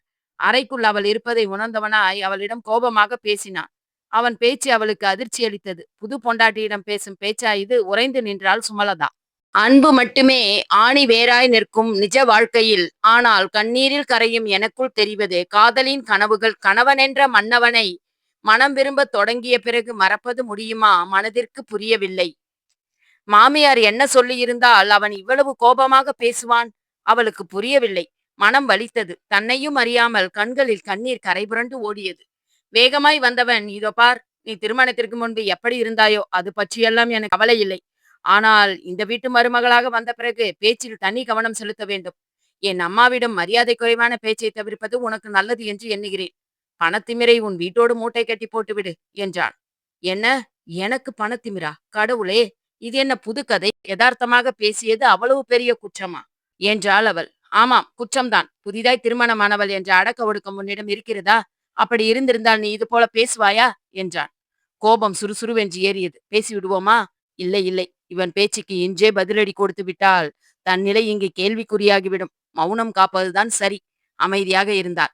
மாமியாரின் சுயரூபம் தெரிந்து விட்டது. முதல் நாளே மகனிடம் போட்டு கொடுத்து விட்டாளே என்று அவள் மீது கோபமாக வந்தது. இதென்ன வீடு? திருமணமான முதல் நாளே மனைவியை வசைபாடும் கணவன், மகனிடம் போட்டு கொடுக்கும் மாமியார், இன்னும் என்னவெல்லாம் பார்க்க வேண்டியிருக்கிறதோ கடவுளே என்று உள்ளுக்குள் அழுதாள். அப்பா, நீங்கள் பார்த்து பார்த்து தேர்வு செய்த மாப்பிள்ளை என்னை முதல் நாளே பணத்திமிரா என்று கேட்கிறார். என்ன செய்வேன் அப்பா? தவறான தேர்வாகி போனதோ உங்களுடையது என்று எண்ணவும் செய்தாள். ஆனால் அவள் அப்படி நினைத்து விட முடியாதே. ஒரே நாளில் மாமியார் என்ன சொன்னாலோ அதுதான் அவன் கோபப்பட்டிருக்கிறான். பார்ப்போம், பொறுமையுடன் பேசாமல் இருப்பதுதான் இந்த வீட்டை பொறுத்தமட்டில் நல்லது என்று எண்ணினாள். அதன் பிறகு அவள் அந்த அறையை விட்டு எங்கும் போகவில்லை. அன்றிரவு அவர்களுக்கு முதலிரவு என்பதால் அவன் அவளிடம் பேசினான். நான் உன்னிடம் பேச வேண்டும் சுமலதா என்றான். பரவாயில்லையே, இவனுக்கு என் பெயர் கூட தெரிகிறதே என்று நினைத்தாள் அவள். இது திடீரென்று நடந்துவிட்ட கல்யாணம். நான் என் தங்கை விமலாவின் திருமணம் நடந்த பிறகுதான் என் திருமணம் பற்றி யோசிக்க வேண்டும் என்று இருந்தேன். ஆனால் உன் அப்பா பேசியதால் என் பெற்றோரும் இந்த திருமணத்தை உடனே நடத்திவிட்டனர். நமக்கு காலம் இருக்கிறது. இருவரும் ஒருவரை ஒருவர் புரிந்து கொள்ள நேரமும் இருக்கிறது. என் தங்கையின் திருமணம் முடியும் வரை என் பாராமுகம்தான் உனக்கு கிடைக்கும். அதை நீ சகித்துத்தான் ஆக வேண்டும். மற்றபடி என் மனைவியாய் நீ எதிர்பார்ப்பது எதுவும் என்னிடமிருந்து உனக்கு கிடைக்காது என்றான். அவளுக்கு கோபமும் சிரிப்பும் ஒன்றாக சேர்ந்து வந்தது. ஒரு மனைவியாய் நானும் உங்களிடமிருந்து எதையும் எதிர்பார்க்கவில்லை. நல்லது. ஆனால் இந்த ஜெயிலில் எப்படி என்னால் அடைபட்டு கிடைப்பது? நானும் வேலைக்கு வருகிறேன். என் படிப்புக்கேற்ற வேலை போட்டு தாருங்கள். என் சம்பாத்தியம் என் தேவைகளை பூர்த்தி செய்து கொள்ள ஏதுவாக இருக்கும். என்னதான் என் அப்பா கோடீஸ்வரராக இருந்தாலும் என்று என்னை உங்களுக்கு திருமணம் செய்து கொடுத்தாரோ அன்று முதல் நான் அவருக்கு அந்நியம்தான். என் உழைப்பில் வாழவே நானும் பிரியப்படுகிறேன் என்றாள். வியப்புடன் அவன் அவளை பார்த்தான். ஆச்சரியமாக இருக்கிறதே, இவள் பணக்காரி என்ற கர்வம் சிறு துளி கூட இல்லையே பேச்சில். தன்னை போலவே வேறு பேசுகிறாளே. வியப்புடன் அவளை பார்த்தவன், அதை நீ உன் தந்தையிடம்தான் கேட்க வேண்டும் என்றான். கணவன் அனுமதிதான் முக்கியம் என்பார் தந்தை என்றாள் அவள். சின்ன சிரிப்புடன் சரி, நானே கேட்கிறேன் என்றான் அவன். அத்தியாயம் 11. ஏற்றத்தாழ்வுகள் இல்லாத வாழ்க்கை வாழ நினைக்கிறேன் கண்ணம்மா. அதுவும் என் உழைப்பில் நிமிர்ந்து நிற்க வேண்டுமென்று நினைக்கிறேன் என்னவளே. அதுவரை காத்திரு, என்னுள் காதலெனும் உணர்வுக்கு இடமில்லை. அவன் முகத்தில் புன்னகையை கண்டவள் மனசுக்குள் பிரமித்தாள். பரவாயில்லையே, உங்களுக்கு சிரிக்கவும் தெரிகிறதே என்று மெதுவாக பேசியது அவன் காதில் விழுந்து விட்டது போலும். மேலும் சிரித்தான் அவன். நான் என்ன பூதமா பேயா சிரிக்காமல் இருப்பதற்கு என்றவனை, ஹலோ ஹலோ, இப்போதெல்லாம் பேய் பூதமெல்லாம் சிரிக்கிறது தெரியுமா? மனுஷங்க தான் சிரிக்கவே மாட்டேங்கிறாங்க என்றாள் குறையோடு. ஓ அப்படியா, விட்டால் நீ பேசிக்கொண்டே இருப்பாய். முதலில் உனக்கு வேலைக்கு ஏற்பாடு செய்கிறேன் என்றான் அவன். சொன்னது போலவே அவன் பணிபுரியும் கம்பெனியிலேயே அவளுக்கு வேலையும் வழங்கினான். நாட்கள் வேகமாய் ஓடியது. மாமியாரிடம் மட்டும் ஜாக்கிரதையாக இருந்தால் சுமலதா. மறந்தும் பேசுவதில்லை. அன்று மகனிடம் போட்டு கொடுத்து விட்டாளே என்ற கோபம் அவளுக்கு சற்று அதிகமாகவே இருந்தது. நாத்தனார் விமலாவுடனும் பேச்சை தவிர்த்தாள். கமலி கணவனிடம் புலம்பினாள். என்னை கொடுமைக்காரியாக பார்க்கிறாளோ, அதனால்தான் என்னுடன் பேசுவதில்லை போலும். நான் அதுபோல எந்த தவறும் செய்யவில்லையேங்க என்றாள் கணவனிடம். பொறுமையாக இரு கமலி, சுமலதா படித்தவள். அப்படியெல்லாம் நினைப்பவள் இல்லை. எல்லாவற்றையும் நம் மகன் பார்த்து கொள்ளுவான் என்றார். அப்போதைக்கு அவர் தன் மனைவிக்கு சமாதானம் கூறினாலும் விரைவில் ஒரு பெரும் சண்டை வீட்டில் நடக்கப் போகிறது என்பது தெரியாமலேயே அவர் வழக்கம் போல டிவியில் மூழ்கி போனார். விஜயசங்கர் வினோதினியின் நினைவில் சில சமயம் நிம்மதி இழந்து தவித்து போவான். தான் அவளுக்கு துரோகம் செய்து விட்டதாக நினைத்து வருந்தினான். வினோதினி, நீ என்னை மன்னித்து விடு. உனக்கு நான் துரோகம் செய்து விட்டேன். பணத்துக்காக நான் சுமலதாவை மணக்கவில்லை. சுந்தரேசன் சாரின் முகத்துக்காக அவர் வார்த்தையை என்னால் மறுக்க முடியவில்லை என்று மனதிற்குள் சொல்லிக் கொண்டான். சுமலதாவும் அவனை வம்புக்கு இழுக்கும் ரகமாக தெரியவில்லை. மிகவும் நல்லவளாகவே தெரிந்தாள். கோடீஸ்வர வீட்டு பெண் எப்படியெல்லாம் இருப்பாளோ என்று பயந்தான் அவன். ஆனால் அவன் பயந்தது போல் இல்லாமல் அவள் நல்ல விதமாகவே பழகினாள் எல்லோரிடமும். சில சமயம் துடுக்குத்தனமாய் பேசி அம்மா விமலாவிடம் கெட்ட பெயரும் சம்பாதித்துக் கொண்டாள். அதை குறையாக அம்மா அவனிடம் கூறும்போது அவன் அதை பொருட்படுத்துவதில்லை. சுமலதாவும் அன்றைய நிகழ்ச்சியிலிருந்து நாத்தனாரையும் மாமியாரையும் பொருட்படுத்துவதில்லை. ஒரு நாள் வேலை முடிந்து வீட்டிற்கு வந்தபோது நாத்தனார் இவள் அலமாரியை திறந்து சேலைகளை அடுக்கி வைத்துக் கொண்டிருந்தாள். நகைகள் உள்ள லாக்கரை மட்டும் பூட்டி சாவியை கைப்பையில் பத்திரப்படுத்தியவள் அலமாரியின் ஒரு சாவியை அதிலேயே விட்டு வருவதுதான் வழக்கம். அவர்கள் அறைக்குள் யாரும் வரமாட்டார்கள் என்ற நம்பிக்கையில்தான் அப்படி சென்றாள்.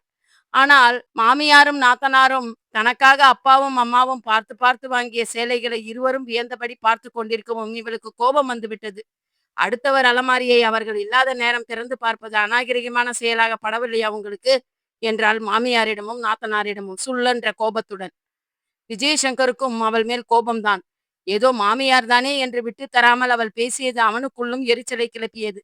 ஆனாலும் தங்கையும் அம்மாவும் செய்தது சரி என்று சொல்ல முடியாதே. அவள் கேட்டது நியாயம்தானே என்று அவளை பார்த்தான். கமலி, நீ யாரோ இல்லையேம்மா, இந்த வீட்டு மருமகள் அல்லவா என்றாள். மாமியாரை முறைத்தாள் சுமலதா. அத்தியாயம் 12. உன்னுள் இருப்பது நானென்று உணர்ந்து கொண்டேனடி, உயிராய் ஆகிப்போன உன்னை உணர்வில் இருத்திக் கொண்டேனடி. கடமை முடிக்கும் வரை காத்திரு கண்மணி, அதுவரை என் பாரா முகமே உனக்கு பரிச்சயம். இதோ பாருங்கள், இந்த மருமகள் தானே என்று பேசுவது எல்லாம் என்னிடம் வேண்டாம். நான் என்றாவது எப்போதாவது உங்கள் அறைக்கு வந்திருக்கிறேனா என்றாள். நான் எப்படி நடந்து கொள்கிறேனோ அதே போலத்தான் நீங்களும் நடந்து கொள்ள வேண்டும் என நான் எதிர்பார்ப்பது தவறா என்றாள். விமலாவும் கமலியும் விக்கித்து போய் நின்றிருந்தனர். மகன் முகத்தை பார்த்த கமலி அது பாறையாய் இறுகி கிடக்கவும் வேறு எதுவும் பேசாமல் அங்கிருந்து அகன்றாள். விமலாவின் வெறுப்பான பார்வை சுமலதாவின் மீது படிந்து மீண்டது. ஐயோ கடவுளே, இவர்களை நான் தினம் தினம் எப்படி சமாளிக்கப் போகிறேன் என்று எண்ணினாள் சுமலதா. கணவன் தனக்காக ஒரு வார்த்தை கூட பேசவில்லையே என்ற ஆத்திரமும் சேர்ந்து கொண்டது அவளிடம். இந்த விஷயத்தை பொறுத்தமட்டில் கண்டுகொள்ளாமல் இருப்பதுதான் நல்லது என்று விஜயசங்கர் நினைத்ததால் அவன் அவளுக்காக பரிந்து பேசவில்லை. இருக்கட்டும், என்றாவது ஒரு நாள் எனக்கு சந்தர்ப்பம் அமையாமலா போகப் போகிறது என்று எண்ணினாள் சுமலதா. சுந்தரேசன் மகளையும் மருமகனையும் தங்கள் வீட்டுக்கு அழைத்திருந்தார் ஆசையாக. அவனும் அவளை அழைத்து கொண்டு அவள் தாய் வீட்டிற்கு சென்றான். மங்கையர்க்கரசிக்கு இருவரும் ஜோடியாக வரவும் மகிழ்ச்சி தாங்கவில்லை. எத்தனை கண்பட்டதோ என் மகள், எந்த குறையும் இல்லாமல் மகிழ்ச்சியாக இருக்க வேண்டும் ஆண்டவா என்று வேண்டினாள். அங்கு அவளுடன் 10 நிமிடங்களே அவன் இருந்திருப்பான். எனக்கு அலுவலகத்துக்கு நேரமாகிவிட்டது அத்தை, நான் செல்ல வேண்டும், சுமி இருப்பாள். அப்புறம் என்னால் மதிய உணவுக்கு வர முடியாது அத்தை, முக்கியமான மீட்டிங் இருக்கிறது என்று விட்டு போனான். அவளுக்கு கோபம்தான். என்ன அப்படி பொல்லாத வேலை, அப்பாவுடைய கம்பெனி தானே என்றவளை முறைத்தான் அவன். மாமனார் வீட்டு காசில் ஓசி சாப்பாடு சாப்பிடுமால் நான் இல்லை, புரிகிறதா என்றான். சட்டென தலையில் யாரோ குட்டியது போல் இருந்தது. புரிகிறது. இவன் தன்மானத்துடன் வாழ நினைக்கிறான். இவன் தன்மானத்துக்கு பங்கம் வரும் வகையில் நாம் பேசினால் நிச்சயம் திட்டு விழும். புரிந்து நடந்து கொள்வது நமக்கு நல்லது என்று மனதிற்குள் சொல்லிக் கொண்டார். என்ன சுமி இது, மாப்பிள்ளை வேலை வேலை என்று பறக்கிறாரே என்றாள் அம்மா. என்னம்மா பண்றது, அவர் வேலை தானே பார்க்கிறார், அதுதான் நேரத்துக்கு ஆபீஸ் போக வேண்டும் என்று துடிக்கிறார். என்ன சொல்கிறாய் என்று கேட்ட அம்மாவிடம் அவன் சொன்னதை அப்படியே சொன்னாள். மங்கையர்க்கரசி வியப்பில் சிலை போல் அமர்ந்து விட்டாள். என்னம்மா, என்ன ஆயிற்று உனக்கு என்ற மகளிடம், அப்படியே உன் அப்பா போலவே இருக்கிறாரடி என்றாள் அவள். பரவாயில்லை, மாப்பிள்ளை ரொம்ப நல்லவராக இருக்கிறார் சுமிக்கண்ணு, உன்னிடம் அன்பாகத்தானே நடந்து கொள்கிறார் என்ற அம்மாவுக்கு, என்னம்மா நீ, அதில் உனக்கென்ன சந்தேகம் என்று பொய்யாய் சினுங்கினாள். அதன் பிறகு மங்கையர்க்கரசி மகளை எதுவும் கேட்கவில்லை. நித்யாவும் விஜயும் தங்கள் அக்காவை கேலியும் கிண்டலுமாய் ஓட ஓட விரட்டினர். ஏய், இதோ பாருங்கடி, உங்கள் விளையாட்டை எல்லாம் என்னிடம் வைத்துக் கொள்ளாதீர்கள், கல்லூரியோடு நிறுத்திக் கொள்ளுங்கள் என்ற அக்காவுக்கு முடியாது முடியாது என்று கோரசாய் சத்தம் எழுப்பினர். மனம் லேசாகி மகிழ்ச்சியில் இருந்தது. வீடு என்றால் இப்படி அல்லவா இருக்க வேண்டும், கணவன் வீட்டில் இதெல்லாம் சாத்தியமா? மனசு ரணமாய் வலித்தது. இன்று ஒரு நாள் தான் இந்த சந்தோஷமும் சிரிப்பும். நாளை முதல் வழக்கமான மௌன போராட்டம் தொடங்கிவிடும். நாத்தனார்களுடனும் மாமியாருடனும் அவளால் இயல்பாய் பேச முடியவில்லை. அப்படி பேசினாலும் அவர்கள் அதில் குற்றம் தேடியது இவளுக்கு எரிச்சலை கிளப்பியது. சுந்தரேசனும் மகளுடன் கொஞ்ச நேரம் மட்டுமே இருந்தார். பிறகு பிசினஸ் மீட்டிங் என்று பறந்து விட்டார். 2 பேரும் இப்படித்தான் இருக்கிறார்கள் பார் என்று மங்கையர்க்கரசி தான் புலம்பினார். அம்மா பரவாயில்லை விடுமா, அப்பா பற்றி தெரியாதா என்ன நமக்கு, அவர் ஓடி ஓடி சம்பாதிப்பது யாருக்கு, நமக்காக தானேம்மா என்றாள் மகள். இருக்கிறது என்று உழைக்காமல் போனால் உள்ளதும் போய்விடுமே என்பதுதானே அப்பா நினைப்பது. அவரை எதுவும் சொல்லாதேம்மா என்று மகளை நினைத்து அவளுக்கு பெருமையாக இருந்தது. அப்பா மேல் அவளுக்கு இருக்கும் பாசத்தை எண்ணி நெகிழ்ந்தாள். அத்தியாயம் 13. உன்னை மனதில் எண்ணியபடி வாழ்ந்தாலும் அது என்னவளுக்கு செய்யும் துரோகமென்று எண்ணுவதால் இனியும் பொய்யுரைக்க முடியாதென்றெண்ணி உண்மை சொல்ல நினைக்கிறேன். ஆனாலும் வார்த்தைகள் நெருஞ்சி முள்ளாய் தொண்டை குழிக்குள். மாலை அலுவலகம் முடிந்து வந்தவன் மனைவியை அழைத்து கொண்டு அனைவரிடமும் விடைபெற்று வீடு வந்து சேர்ந்தான். வழியில் அவளிடம் அவன் எதுவும் பேசவில்லை. அவளும் அவனிடம் எதையும் சொல்ல முற்படவில்லை. இவர்களுக்கு இடையே இருப்பது மிகப்பெரிய இடைவெளி. இந்த இடைவெளி சரியாகி அவர்கள் இணைந்தால் வாழ்க்கை இனிக்கும். இல்லை என்றால் இப்படியே இருக்க வேண்டியதுதான். மனம் பாறாங்கல்லாய் கனத்தது. ஓரக்கண்ணால் அவனை பார்த்தாள் சுமலதா. எந்தவித சலனமும் இல்லாமல் அவன் முகம் பாறாங்கல்லாய் இறுகி கிடந்தது. இந்த முகத்திலிருந்து அவளால் எதை கண்டுபிடிக்க முடியும்? எல்லாம் அப்பாவால் வந்தது. தனக்கு திருமணம் வேண்டாம் என்று எவ்வளவோ சொல்லி பார்த்தும் அவர் கேட்கவில்லையே. விஜயசங்கரும் தன் தங்கையின் திருமணத்திற்கு பிறகுதான் தன் திருமணம் என்று நினைத்திருக்கிறான். இருவரும் வெவ்வேறு மனநிலையில் இருந்திருக்கின்றனர். இவர்களுக்கு திருமணம் செய்து வைத்து இன்று அவள் படும் பாடு துன்பங்களுக்கும் வேதனைகளும் தன் அப்பாவே காரணமாகிவிட்டாரே என்று நினைத்தாள். அவளையும் அறியாமல் கண்ணில் நீர் தேங்கியது. வீட்டிற்குள் நுழைந்தபோது புதிதாய் ஒரு பெண் நின்று கொண்டிருந்தாள்.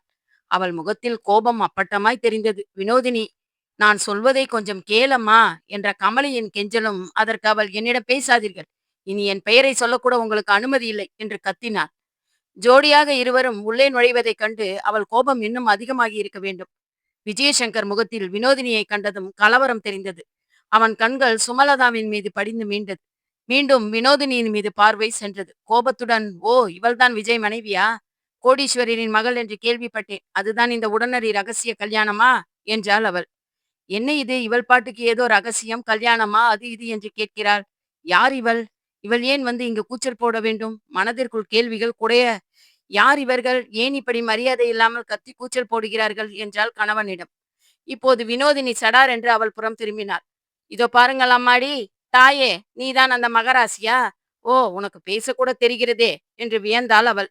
ஆமாம், போயும் போயும் உனக்கு இவன்தானா கிடைத்தான் திருமணம் செய்து கொள்வதற்கு என்றாள் அவள். என்னது இது, மீண்டும் அவன் இவன் என்று மரியாதை இல்லாமல் பேசுகிறாள் இவள் என்று எண்ணினாள். அவர் என் கணவர், அவன் இவன் என்று பேச வேண்டாம் என்றாள் அவள். இப்போது வியப்பு விஜயசங்கரின் கண்களில் தெரிந்தது. வினோதினிக்கு உடம்பு தீயால் பற்றி எரிந்தது. அவன் இவன் என்று பேசக்கூடாதா?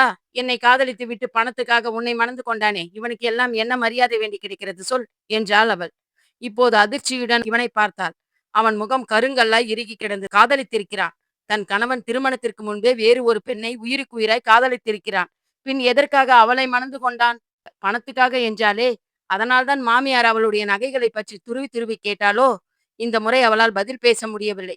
மூடி மூடி வைத்த ரகசியம் காற்றில் கரைந்து போய்விட்டதே என்று தலையில் கையை வைத்து உட்கார்ந்து விட்டாள் கமலி. அதிர்ச்சியில் சிலையாய் நின்றிருந்த சுமலதா எரிப்பது போல் கணவனை பார்த்தாள். சட்டென்று தங்கள் அறைக்குள் சென்று உட்புறமாய் இருந்த தன் அறையை தாளிட்டு கொண்டாள். மூச்சு வாங்கியது அவளுக்கு. இந்த அதிர்ச்சி அவள் எதிர்பார்க்காத ஒன்று. கடவுளே, இன்னும் என்னென்ன சோதனையெல்லாம் வைத்திருக்கிறாய் ஆண்டவரே என்று மனதிற்குள் அழுதாள்.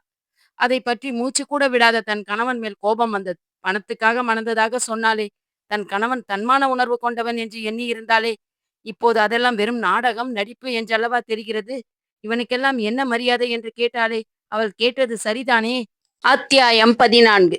உன்னை நம்பியிருந்தேன் மன்னவனே, ஆனாலும் பொய்யுரைத்தாயே என்னிடம். ஏன், எதற்கு என்ற கேள்விக்கு விடை தெரியாமல் போனாலும் ஒன்று மட்டும் சொல்கிறேன்.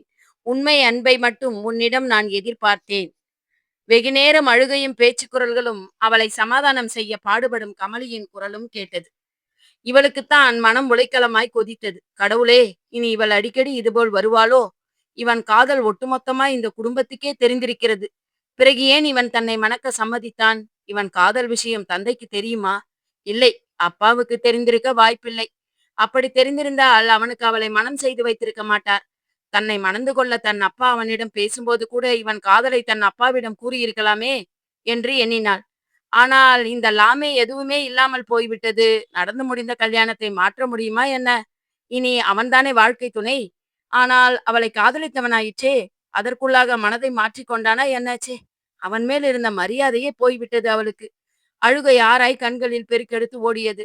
அவளை மனதில் வைத்துக் கொண்டுதான் தன்னிடம் பாராமுகமாய் இருந்தானோ? அவள்தான் சொன்னாளே, உயிருக்குயிராய் காதலித்தோம் என்று. கடவுள் ஏன் அவள் வாழ்க்கையை இந்த பாழுங்கிணற்றில் தள்ளினார்? எவ்வளவு பெரிய உண்மையை மறைத்திருக்கிறான்! அவனைப் போல தானும் பொய்யுரைத்திருந்தால் என்ன நடந்திருக்கும்? ஆணுக்கு ஒரு நீதி, பெண்ணுக்கு ஒரு நீதி என்றல்லவா இருக்கிறது. இனி இந்த வீட்டில் இருந்தாக வேண்டுமா என்ன? தனக்குத்தானே கேள்வி கேட்டுக்கொண்டாள். தலை பாரமாய் கனத்தது. விமலா அறை கதவை தட்டுவது கேட்டது. அண்ணி, அண்ணி, கதவை திறங்கள் அண்ணி. விமலா அழுது சிவந்திருந்த தன் அழகான அண்ணியின் கண்களை இரக்கத்துடன் பார்த்தாள். எல்லாம் அந்த வினோதினியால் வந்தது என்று எண்ணியவள், இந்தாருங்கள் அண்ணி காஃபி, சூடாய் இருக்கிறது, பருகிவிட்டு கொஞ்சம் ஓய்விடுங்கள், நான் பிறகு வருகிறேன் என்று கூறிவிட்டு போனாள்.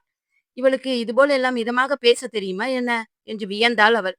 சூடாயிருந்த காஃபி தொண்டைக்குள் இறங்கியதும் தலைவலி குறைவது போல் இருந்தது. இவளிடம் அந்த வினோதினி பற்றி கேட்போமா வேண்டாமா என்று எண்ணினாள். இல்லை இல்லை, கேட்டால் ஏதாவது தப்பாக எண்ணுவாள். அவளாக ஏதாவது சொல்கிறாளா என்று பார்ப்போம் என்று நினைத்தாள். அவள் நினைத்தது போலவே விமலா அவளை தேடி வந்தாள். என்ன அண்ணி, தலைவலி பரவாயில்லையா என்றாள். மெதுவாக தலையாட்டியவளை சற்றே இரக்கத்துடன் பார்த்தாள் அவள். பாவம் அண்ணி, கண்கள் அழுதழுது சிவந்து விட்டதே. எல்லாம் அந்த வினோதினியால் வந்ததுதான். அவள் மட்டும் இன்று வராமல் இருந்திருந்தால் அண்ணி இப்படியா இருந்திருப்பார்கள்? முதன் முதலாக அண்ணனும் அண்ணியும் வெளியே போய்விட்டு வரும்போது இந்த ராட்சசி வந்து விட்டாளே. அப்பப்பா, என்ன மாதிரி கத்துகிறாள்! எல்லோரும் சேர்ந்து பழி வாங்கி விட்டதாக சொல்கிறாளே. இவள்தான் அண்ணனை காதலிக்கிறேன் என்று சொன்னாள். நாங்கள் இருவரும் திருமணம் செய்து கொள்ளப் போகிறோம் என்றும் சொன்னாள். அண்ணன் எங்கே வாய் திறந்து சொன்னான்? ஆனால் அன்று அவன் தெளிவாக சொன்னானே, விமலாவின் திருமணத்திற்கு பிறகுதான் என் திருமணம் என்று. ஆனால் அது இன்று நடக்காமல் போனது அவளுக்கு கொஞ்சம் வருத்தமில்லை. அண்ணன் நலமுடன் இருந்தால் அவளுக்கு தானே மகிழ்ச்சி. அண்ணன் வாழ்க்கை எந்தவித சிக்கலும் இல்லாமல் நல்லபடியாக இருக்க வேண்டும் என்றுதான் விமலா விரும்பினாள். சுந்தரேசன் வீட்டிற்கு வந்து சுமலதாவின் புகைப்படத்தை தந்துவிட்டு போனதிலிருந்து அவளுக்கு அண்ணன் வாழ்க்கை இந்த பெண்ணோடு அமைந்தால் எவ்வளவு நன்றாக இருக்கும் என்று எண்ணத் தொடங்கிவிட்டாள். வினோதினியை அவளுக்கு பிடிக்காது என்பதற்கு ஒரு காரணம் இருந்தது. வீட்டிற்கு அவள் வரும்போதெல்லாம் விமலாவின் திருமணம் பற்றித்தான் பேசுவாள். அத்தியாயம் 15. வாழ்க்கை என்பது இன்பமும் துன்பமும் நிறைந்தது என்று சொன்ன அப்பாவின் வார்த்தைகளுக்கு இப்போது அர்த்தம் விளங்கியது. ஆனாலும் துன்பத்தைக் கண்டு கோழை போல் ஓடி ஒளிய மனம் இடம் தராமல் புழுவாய் துடிக்கிறேன். அண்ணி, நீங்கள் ஏன் அழ வேண்டும்? அந்த வினோதினி யார் அண்ணி?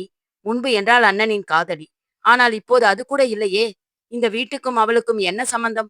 சொல்ல போனால் அண்ணன் எப்போது உங்கள் கழுத்தில் தாலி கட்டினாரோ அன்றிலிருந்து அவர் உங்களுக்கு சொந்தம் அண்ணி, என்றாள் விமலா. சுமலதா அவளை ஆச்சரியத்துடன் பார்த்தாள். நீ நீ என்ன சொல்கிறாய் விமலா? எனக்கு புரியவில்லையே, என்றாள். அவளை புன்னகையுடன் ஏறிட்டு பார்த்த விமலா அவளிடம், அண்ணி, நீங்கள் இந்த வீட்டு மருமகள், எங்களுக்கு உரிமையுள்ள அண்ணி. எங்களை கண்டிக்கவும் புத்தி சொல்லவும் உங்களுக்கு உரிமை உண்டு. ஆனால் அந்த அருகதை அந்த வினோதினிக்கு கிடையாது அண்ணி, என்றாள். வியப்பும் ஆச்சரியமும் ஒன்று சேர அவளிடம், உனக்கு உனக்கு அந்த வினோதினியை தெரியுமா, என்றாள். நீங்கள் முழுவதும் கேட்டால்தான் அண்ணி புரியும், என்றவள் அண்ணன் அவளை விரும்பியது, அவள் வீட்டிற்கு வந்து அப்பா அம்மாவிடம் பேசியது என்று எல்லாவற்றையும் கூறினாள். அவள் பேரில் எனக்கு அவ்வளவாக நம்பிக்கை இல்லை அண்ணி. அவள் முற்றிலும் அண்ணனுக்கு பொருத்தமில்லாதவள். அழகு இருந்தால் மட்டும் போதாது அண்ணி, அழகோடு சேர்ந்த குணம் இருக்க வேண்டும். அதுதான் குலவிளக்குக்கு அழகு சேர்க்கும், என்றார். இந்த விமலா ஒன்றும் தெரியாதவள் போல் இருந்து கொண்டு எத்தனை அழகாக பேசுகிறாள். பரவாயில்லையே, நாம் இவளை கெட்டவள் என்று நினைத்தால் மிகவும் நல்லவளாக இருக்கிறாளே என்று எண்ணினார். அவளை பார்த்து புன்னகைக்கவும் செய்தார். அப்பாடா, இப்போதுதான் என் அண்ணி எனக்கு நிம்மதி. சிரித்து விட்டீர்களே, என்றாள் அவள். மேலும் புன்னகைத்தவளாய், அப்படியெல்லாம் பேசக்கூடாது விமலா. நமக்கு பிடிக்காதவங்களாய் இருந்தாலும் அவளும் ஒரு பெண் தானே. அதுவும் உன் அண்ணனை காதலித்திருக்கிறாள். உயிருக்குயிராய். உன் அண்ணன் மனதில் இப்போது இந்த நிமிஷம் வரை அவள்தான் இருக்கிறாள் என்றால் உன்னால் ஜீரணித்துக் கொள்ள முடியுமா, என்றாள். அதிர்ச்சியுடன் அவளை நோக்கிய விமலா, என்ன நீ சொல்கிறீர்கள், என்றாள். இதில் அதிர்ச்சியடைய ஒன்றுமில்லை. உன் அண்ணன் பெற்றவர்களுக்காக தன் தங்கைகளின் வாழ்க்கை நன்றாக இருக்க வேண்டும் என்பதற்காக தேடி வந்த அதிர்ஷ்ட வாய்ப்பை ஏற்றுக்கொண்டார். அவ்வளவுதான், என்றாள். ஆனால் தாலி கட்டினாரே தவிர அவர் மனதளவில் இன்னும் அந்த பெண்ணுடன் தான் வாழ்ந்து கொண்டிருக்கிறார். இதுதான் உண்மை. நீயும் என் வயதுதானே. உன்னிடம் ஒரு தோழியாக நினைத்து சொல்கிறேன். இது பற்றி நீ அத்தையிடம் மூச்சு விடக்கூடாது, என்றாள். கண்டிப்பாக சொல்ல மாட்டேன் அண்ணி, நீங்கள் என்னை நம்பலாம், என்றாள். தனக்கு ஒரு தோழி கிடைத்து விட்ட மகிழ்ச்சி முகத்தில் தென்பட்டாலும் அதை மறைத்தவளாய் விமலாவிடம், எனக்கு எந்த துன்பம் என்றாலும் நான் தாங்கிக் கொள்வேன் விமலா. என் அப்பாவுக்கு இந்த விஷயம் தெரிந்தால் நொறுங்கி போய்விடுவாய். நடப்பதை மௌனமாய் வேடிக்கைத்தான் பார்க்க முடியும். என் வாழ்க்கையை பற்றி நான் இனி நினைக்கப் போவதில்லை. உன்னை ஒரு நல்ல இடத்தில் திருமணம் செய்து கொடுக்க வேண்டும். அதற்கான முயற்சியில் இறங்கப் போகிறேன். நீ எதையும் யாரிடமும் சொல்ல வேண்டாம். ஒரு அண்ணியாய், ஏன் இந்த வீட்டு மருமகளாய், அது என் கடமையும் கூட. நீ எதற்கும் கவலைப்படாதே, என்றாள். முக்கியமா இந்த விஷயம் உன் அண்ணனுக்கு தெரியக்கூடாது, என்றார். சரி அண்ணி, என்று விமலா அவளிடம் விடை பெற்று தன் இரு தங்கைகளை காண அவர்கள் அறைக்குள் நுழைந்தாள். விமலாவின் முகத்தை ஆராய்ந்த கமலி அவளிடம் தூண்டி துருவினாள். என்னடி ஆயிற்று விமலா? சுமலதா என்ன சொன்னாள்? அழுதாளா? வேதனைப்படுகிறாளா, என்றார். அத்தியாயம் 16. கணவன் என்னும் கடமை தவறாதவன் காதலியை மனதில் இருத்தி மனைவியை மறந்தும் நோக்காதவன் விலகி போகும் காரணம் அறிந்தேனே. இன்னுமா என்னுள் உணர்வுகள் உயிர்ப்புடன் இருக்கும்? அது மரித்து போய் வெகு நாட்கள் ஆகிவிட்டன. அம்மா கேட்ட கேள்விகளுக்கெல்லாம் விமலா பதில் சொல்லவில்லை. பாவம்மா அண்ணி, இது தவிர என்னை வேறு எதுவும் கேட்க வேண்டாம், என்று கண்டிப்புடன் கூறிவிட்டு விடுவிடுவென்று தங்கைகளின் அறைக்குள் புகுந்து கொண்டாள். அவள் சொன்னதை விஜயசங்கரும் கேட்டுக்கொண்டுதான் இருந்தான். வினோதினி சுமலதா எதிரில் தன்னை இப்படி போட்டு உடைப்பாள் என்று அவனும் தான் எதிர்பார்க்கவில்லை. காட்டு கத்தலாய் அவள் கத்திவிட்டு சென்றது மனதில் இடித்தது. இவள் எப்போது அமெரிக்காவில் இருந்து வந்தாள்? ஏன் திடீரென்று இங்கு சொல்லாமல் கொள்ளாமல் வந்தாள்? அவன்தான் டெலிபோனில் அவளுக்கு எல்லாவற்றையும் சொல்லிவிட்டான். ஒன்றும் இப்படித்தான் கத்தினாள் என்றாலும் கடைசியில் இனி உனக்கும் எனக்கும் ஒன்றுமே இல்லையா விஜயசங்கர்? நீ திடீரென கோடீஸ்வரனாகி விட்டாய் அல்லவா? அதுதானே, என்றாளே. ஆனால் இன்று அவள் நடந்து கொள்ளும் முறையே சரியில்லையே என்று குழம்பினான். இந்த வினோதினியை காதலித்து தொலைத்த தவறை தவிர நான் வேறு எதுவுமே செய்யவில்லை. ஆனால் கடவுள் எனக்கு சோதனையைத்தானே தருகிறார். மனம் கனத்தது. பாவம், என்னால் எத்தனை பேருக்கு துன்பம். சுமலதா என்ன நினைப்பாள்? அவனை பற்றி பணத்துக்காகத்தான் தன்னை மணந்திருக்கிறான் என்று அவனை கேவலமாக ஒரு புழுவாகத்தானே பார்ப்பாள். இனி அவள் முகத்தில் எப்படி விழிப்பது? பலவாறு யோசித்தவாறுதான் தோட்டத்தில் நடந்து கொண்டிருந்தான். உறக்கம் வரவில்லை அவனுக்கு. இந்த திருமணம் ஏன் தனக்கு நடந்தது என்று நினைத்தான். சுந்தரேசன் சார் மட்டும் கொஞ்சம் பொறுமையாக இருந்திருந்தால் இது போன்ற துன்பம் நேர்ந்திராது. சுமலதாவுக்கு ஏற்ற கோடீஸ்வர மாப்பிள்ளை கிடைத்திருப்பான். இப்போது அவள் வாழ்வும் கெட்டு தன் வாழ்வும் கெட்டு இப்படி 2 பேருமே நிம்மதியில்லாத வாழ்க்கை வாழ்ந்து கொண்டிருப்பது சரியா என்று எண்ணினான். என்னதான் யோசித்தாலும் இந்த விடுகதைக்கு விடை கண்டுபிடிக்க முடியவில்லை அவனால். அறைக்குச் செல்லவே மனம் ஒப்பவில்லை. சுமலதாவை எதிர்கொள்ள வேண்டுமே. அவள் வினோதினி பற்றி கண்டிப்பாக கேட்பாள். என்ன பதில் சொல்வது? மனம் திக் திக்கென்று அடித்துக் கொண்டது. வேறு வழியே இல்லை. வெகு நேரம் ஆகிவிட்டது என்று தன் அறைக்குள் சென்றான். அவன் எதிர்பார்த்தது போலவே சுமலதா அவன் வருகைக்காக காத்து கொண்டிருந்தாள். இவனை கண்டதும் எழுந்து நின்றவள், நான் நான் உங்களிடம் சற்று பேச வேண்டும் என்றாள். தெரியும், வினோதினி பற்றித்தானே என்றான். அவள் முகத்தில் எந்தவித சலனமும் இல்லை. நீங்கள் என் அப்பாவின் வார்த்தையை மறுக்க முடியாமல் திருமணம் செய்து கொண்டிருப்பது தெரிகிறது. ஆனால் வினோதினியை காதலிக்கும் விஷயத்தை நீங்கள் திருமணத்திற்கு முன்பே என்னிடம் சொல்லியிருந்தால் இத்தனை பிரச்சனை ஏற்பட்டிருக்காது. நானே அப்பாவிடம் பக்குவமாக பேசி திருமணத்தை நிறுத்தி இருப்பேன். ஆனால் இப்போது என்று நிறுத்தினாள். நான் நான் யாருடைய வாழ்க்கையையும் தட்டி பறித்து வாழ விரும்பவில்லை. நீங்கள் வினோதினியையே மணந்து கொள்ளுங்கள். எனக்கு எந்தவித ஆட்சேபனையும் இல்லை. ஆனால் அதற்கு கொஞ்ச காலம் காத்திருக்க வேண்டியிருக்கும், இல்லையா? 1 வருடம் முடிந்தால் தானே விவாகரத்து கொடுப்பார்கள் என்றவளை ஒருவித திடுக்கிடுதலுடன் பார்த்தான் அவன். என்ன பேசுகிறாய் நீ என்றவனை வெறித்து நோக்கியவள், மனதளவில் நீங்கள் அந்த வினோதினியை மறக்க முடியாமல் தவிப்பது எல்லாம் எனக்கு தெரியும். எதற்கு இந்த துன்பம்? யாருமே நிம்மதியில்லாத வாழ்வு இருவருக்குமே வேண்டாம். சில காலம் பொறுக்கச் சொல்லுங்கள். அதன் பிறகு எனக்கும் உங்களுக்கும் எந்த சம்பந்தமும் இருக்காது என்றாள். அத்தியாயம் 17. அன்பே, உன்னை எண்ணி எண்ணி மகிழ்ந்த நாட்களெல்லாம் மனதின் மத்தாப்பு கோலமாய் மகிழ்ச்சியின் சாரலாய் மனம் மாறினாலும் உன்னை மட்டும் ஏற்றுக்கொண்ட நெஞ்சுக்கு புரிந்தது காதலின் சக்தி எதுவரை என்று. தன்னை விட்டு விடுகிறேன் என்று சொல்கிறாளே, இதென்ன கடவுளே புது பிரச்சனை? பகீர் என்றது அவனுக்கு. சுந்தரேசனுக்கு அவன் என்ன பதில் சொல்லுவான்? தலையில் கையை வைத்துக்கொண்டு அமர்ந்து விட்டான். ஆனால் சுமலதா அதற்கும் தனக்குத்தானே என்று கற்பனை செய்து கொண்டு பேசினாள். கொஞ்சம் பொறுத்தால் தலையெழுத்தே என்று என்னை சகிக்கலாகாது என்றாள். இப்போது அவனுக்கு கோபம் அதிகமாய் வந்தது.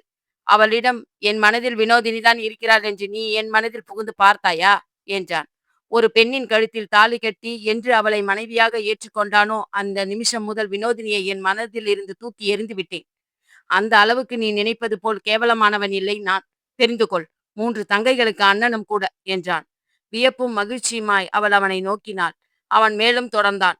என்னுடன் உனக்கு வாழ பிரியம் இல்லை என்றால் பரவாயில்லை, விவாகரத்துக்கு நானும் சம்மதிக்கிறேன். அது உன் அப்பாவை எந்த அளவுக்கு பாதிக்கும் என்பதை உணர்ந்தாயா? உனக்கு 2 தங்கைகள் இருக்கிறார்கள். அவர்கள் எதிர்காலம் குறித்து கவலைப்பட மாட்டாயா? அல்லது உன்னை பற்றி மட்டுமே சிந்திக்கும் சுயநலவாதி குணம் பொருந்தியவளா நீ என்றான் அவன். அடுக்கடுக்காய் அவளை நோக்கி வந்த கேள்விகளுக்கு விடை கூற முடியாமல் திகைத்து நின்றாள் அவள். அவன் மேலும் தொடர்ந்தான். திருமணத்திற்கு முன்பு நீ வேறு யாரையாவது காதலித்திருந்தாலும் அதை பற்றி எனக்கு கவலை இல்லை. ஆனால் என்று எந்த நிமிஷம் எல்லோர் முன்னிலையிலும் உனக்கு தாலி கட்டினேனோ அந்த நிமிஷம் முதல் நீ என் மனைவி. உன் அப்பாவுக்கும் சரி, எனக்கும் என் குடும்பத்தாருக்கும் எந்தவித பங்கமும் வராமல் கௌரவம் காப்பதுதான் உன் கடமை. அதையே நான் எனக்கும் கூறிக்கொள்கிறேன். நானும் இரு குடும்பத்தாரின் கௌரவத்துக்கு எந்தவித பங்கமும் வராமல் நடந்து கொள்வேன். வினோதினியை எப்படி விலக்கி நிறுத்துவது என்று எனக்கு தெரியும். அவள் ஒன்றும் என்னை உயிருக்குயிராய் காதலிக்கவில்லை. உன்னை விட பெட்டராய் ஒருவன் என் கண்ணுக்கு புலப்பட்டால் அவனை மணந்து கொள்வேன் என்று என்னிடமே சொன்னவள். அதேபோல் பெட்டராய் ஒன்றை தேடி போகட்டும். எனக்கு அதை பற்றிய கவலை இல்லை. ஆனால் எனக்கு திருமணமாகிவிட்டது. மனைவி பெயர் சுமலதா. புரிந்ததா? இனிமேலும் என்னால் பேச முடியாது. நேரமாகிவிட்டது. நான் தூங்க வேண்டும். நீயும் உன் அறையில் படுத்துக்கொள். எதையும் எண்ணி உன்னை வருத்தி கொள்ளாதே என்றான். சுமலதாவுக்கு குற்றால அருவியில் குளித்தால் எப்படி இருக்குமோ அப்படி இருந்தது. ஐயோ கடவுளே, இதென்ன இவ்வளவு நீண்ட நேர பேச்சு? இவர் மனதில் உள்ளதை படபடவென்று அப்படியே கொட்டிவிட்டாரே என்று எண்ணினாள். தன் கவலை பாதியாக குறைந்து விட்டது என்றாலும் அந்த வினோதினி பற்றி விஜயசங்கர் சொன்னதுதான் புது கதையாகவும் நம்ப முடியாததாகவும் இருந்தது. எந்த பெண்ணாவது தன் காதலனிடம் இதுபோல் சொல்வாளா என்ன? அப்படி சொல்லியிருக்கிறாள் என்றால் ஒருவேளை அவனை உசுப்பேத்தி விட கூட சொல்லி இருக்கலாம், இல்லையா? எது எப்படியோ வினோதினி பற்றிய கவலை எண்ணத்தை விட்டு விடுவது தான் நல்லது. எல்லாம் சரியாக கொஞ்ச நாட்கள் ஆகும் என்றாலும் அவள் அவனுடன் இணைந்து வாழ்வது நடவாத காரியம்தான் என்று நினைத்தாள். அது என்ன, திருமணத்திற்கு முன்பு அவள் யாரை வேண்டுமானாலும் காதலித்திருக்கலாம். அதை பற்றி கவலை இல்லை என்று சொல்கிறான். தன்னை போல் அவளையும் எண்ணிவிட்டானோ? வேடிக்கைதான் என்று நினைத்தாள். இருந்தால் எப்படி இருக்கும்? அவன் அவளை எப்படி நடத்துவான்? அதை எளிதாக எடுத்துக்கொள்வானா என்று கற்பனை செய்து பார்த்தாள். அத்தியாயம் 18. கண்ணுக்குள் வைத்து காப்பேனடி தங்கமே, சந்தேகம் கொள்ளாதே, கண்டும் காணாமல் போகும் உன் மனதை நான் அறிவேன். கண்மணியே, கணவனாய் சொல்கிறேன் காத்திரு, காரணம் உனக்கும் தெரியும் என்பதால் மீண்டும் ஒருமுறை சொல்ல முயற்சிக்கவில்லை. அந்த நிகழ்வுக்கு பிறகு விஜயசங்கரிடம் நிறைய மாற்றங்கள். விமலா, மாமனார், மாமியார் என அனைவரிடமும் சில மாற்றங்கள் தென்படுவதாக உணர்ந்தாள் சுமலதா. ஒருவேளை அவள் விவாகரத்து பற்றி பேசியதை அவன் தன் பெற்றோரிடம் சொல்லியிருப்பானோ? இருக்காது. மனைவியிடம் பேசியதையெல்லாம் ஒன்றுவிடாமல் பெற்றோரிடம் சொல்லும் ரகமில்லை அவர். இன்னும் கேட்டால் பேசக்கூட மாட்டான் வீட்டில் பெரும்பாலும். இவன் அமைதியாக இருப்பதை பார்த்து அவளே ஆடிப் போயிருக்கிறாள். இதென்ன இப்படியும் கூட இருப்பார்களா மனிதர்கள் என்று வியக்கவும் செய்திருக்கிறாள். மனம் விட்டு பேச பிரியப்படாதவனா, அல்லது இப்படி எதையும் வெளிக்காட்டாமல் மௌனமாக இருப்பதுதான் அவனுடைய கேரக்டரா? மனதிற்குள் எழுந்த வேகத்திலேயே கேள்வி அடங்கி போய்விட்டது. வினோதினியிடம் இருந்து விஜயசங்கருக்கு டெலிபோன் வரும். சில சமயம் வீட்டிற்கு அவளே நேரில் வருவதுண்டு. அப்போதெல்லாம் அந்த வீட்டில் உள்ளவர்கள் அவளிடம் நட்பு ரீதியான புன்னகையை மட்டுமே சிந்துவார்கள். இவள் மீது மட்டும் பொறாமை தீயை எரிய விடுவாள் வினோதினி. என்னதான் கோடீஸ்வரர் வீட்டு பெண் என்றாலும் நீ அப்படி ஒன்றும் அழகில்லை என்பாள் அவள் எதிரிலேயே. விஜயசங்கருக்கு கைமுஷிகள் இருக்கும், கோபத்தில் முகம் சிவக்கும். அதை கண்டு ரசித்தவளாய் வினோதினி அவனை மேலும் சீண்ட முற்படுவாள்.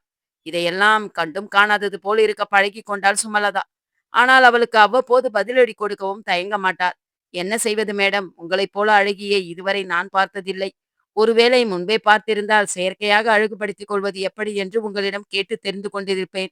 இப்போது மட்டும் என்ன குறைந்து விடப் போகிறேன், நீங்கள் எனக்கு சொல்லித் தந்தால் கற்றுக்கொண்டு விடுகிறேன் என்றாள். தான் இயற்கையிலேயே அழகு என்றும் அவள் அழகு செயற்கை ஒப்பனையில் இருப்பது என்றும் குத்தி காட்டி அவளை எரித்து விடுவது போல பார்த்தாள் வினோதினி. விஜயசங்கருக்கும் சிறு அதிர்ச்சிதான்.